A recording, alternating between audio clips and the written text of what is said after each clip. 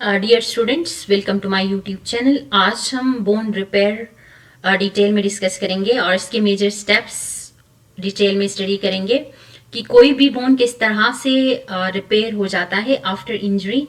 आज का ये वीडियो लेक्चर बहुत ही इंपॉर्टेंट है, इसलिए इस वीडियो को आखिर तक ज़रूर देख लें और इससे रिलेटेड जो भी क्वेश्चन हो आप कमेंट सेक्शन में ज़रूर पूछ सकते हैं। Let us start. What is bone repair? Obviously bone is living tissue. जहां पे भी इंजरी आ जाएगी आफ्टर इंजरी इसने रिपेयर होना होगा। तो ये 4 मेजर स्टेप्स में रिपेयर हो जाता है। फर्स्ट स्टेप को हम कहते हैं हेमेटोमा फॉर्मेशन या clot formation. Second step fibrocartilaginous callus formation है। Third step bony callus formation या जिसको कैलस ऑसिफिकेशन भी कहते हैं। And fourth one is bone remodelling. What is hematoma और क्लोट फॉर्मेशन? जब भी बोन की जो ब्रेकेज हो जाती है किसी जगह पे, तो आफ्टर ब्रेकिंग वहां पे ब्लड वेसल्स जो बोन के अंदर है वो सारे ब्रेक हो जाते हैं। ब्लड वेसल्स जब ब्रेक हो जाएंगे और उसके सराउंडिंग के टिश्यूज जो है वो डैमेज हो जाते हैं, तो ऑब्वियसली वहां पे मास ऑफ क्लोटेड ब्लड जो है वहां पे जमा होना शुरू हो जाता है। क्योंकि जब ब्लड वेसल्स ब्रेक हो जाएंगे तो ऑब्वियसली ब्लड क्लोट करना शुरू करेगा और वो क्लोटेड ब्लड एक मास बनाता है जिसको हम हेमाटोमा फॉर्मेशन कहते हैं। अब हेमाटोमा फॉर्मेशन के बाद जो है वो अब लिविंग सेल्स या बोन सेल्स को फिर न्यूट्रिशन मिलना भी वहां पे बंद हो जाता है, क्योंकि ऑब्वियसली जब ब्लड वेसल्स ब्रेक हो जाएंगे तो न्यूट्रिशनल जो है वो डिफिशिएंसी वहां पे हो जाएगी, या जो बोन सेल्स हैं वहां तक न्यूट्रिएंट्स नहीं पहुंच पाएंगे। एज ए रिजल्ट वो एरिया जो है वो स्वेल कर जाएगा, पेन स्टार्ट होगा और वहां पे इन्फ्लेमेशन स्टार्ट हो जाती है। And then second step is fibrocartilage callus formation. अब कुछ दिन बाद यहाँ पे फाइब्रोकार्टिलेजिनस कैलस फॉर्म होता है या जिसको हम सॉफ्ट कैलस भी बोलते हैं।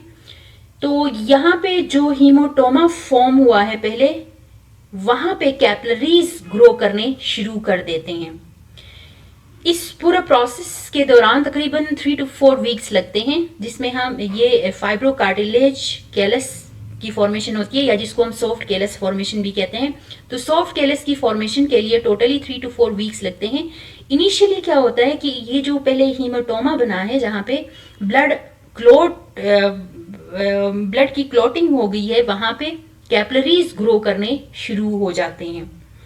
जब कैपिलरीज वहां पे ग्रो करने शुरू हो जाएंगे, उसके साथ साथ जो है फेगोसाइटिक सेल्स वहां पे आ जाते हैं और जो पुराना जो डेब्रिस है उसको ये क्लीन अप करना स्टार्ट कर देते हैं। These phagocytic cells will start cleaning the debris को ये क्लीन करेंगे।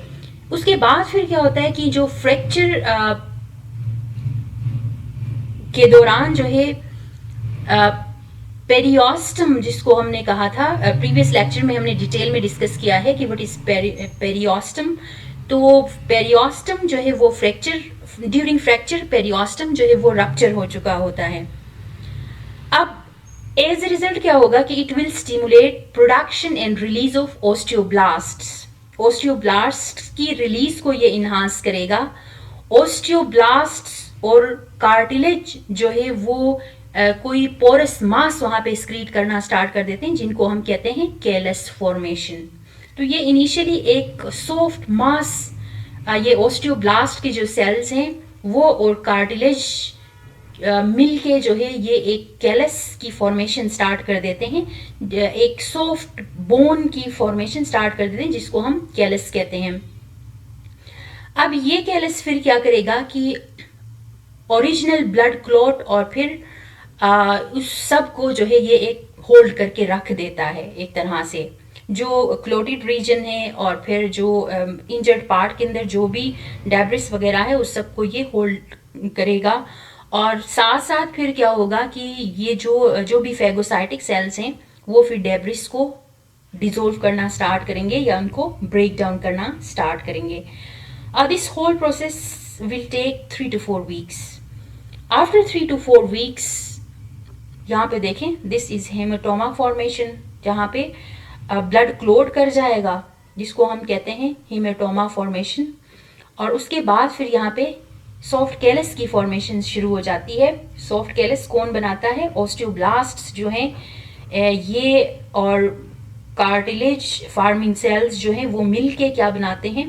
This callus will form. यहाँ पे ये सॉफ्ट कैलस बनता है, जिसको हम फाइब्रो कार्टिलेजनस कैलस भी कहते हैं या फिर सॉफ्ट कैलस भी कहते हैं। And then within a week क्या होगा? बोनी कैलस फॉर्म होगा। अब ये जो सॉफ्ट कैलस बना है वो रिप्लेस हो जाएगा हार्ड बोनी कैलस से। And this bony callus formation continues until a firm union is formed. और ये इसी तरह बोनी कैलस बनता जाएगा। जो इनिशियली फाइब्रोकार्टिलेजनस जो कैलस बना था या जो सॉफ्ट कैलस बना था, उसके एक वीक बाद within 1 week bony callus बनता है। वो सॉफ्ट कैलस रिप्लेस हो जाता है इनटू बोनी कैलस। और फिर ओस्टियोक्लास्ट जो है वो फिर इनिशियली जो कार्टिलेज बना था या सॉफ्ट जो बोन बना था, उसको ये फिर ओस्टियोक्लास्ट आके ब्रेक डाउन कर देते हैं और फिर ये अगेन बोनी कैलस में कन्वर्ट होता रहता है। And then osteoblast will replace it with bone. और जो ऑलरेडी कार्टिलेज बना था या जो सॉफ्ट कैलस बना था, वो ग्रेजुअली ओस्टियोब्लास्ट की मदद से वो बोनी कैलस में कन्वर्ट होते जाते हैं, क्योंकि ओस्टियोब्लास्ट का फंक्शन ये है कि ये बोन्स बनाता है या बोन सेल्स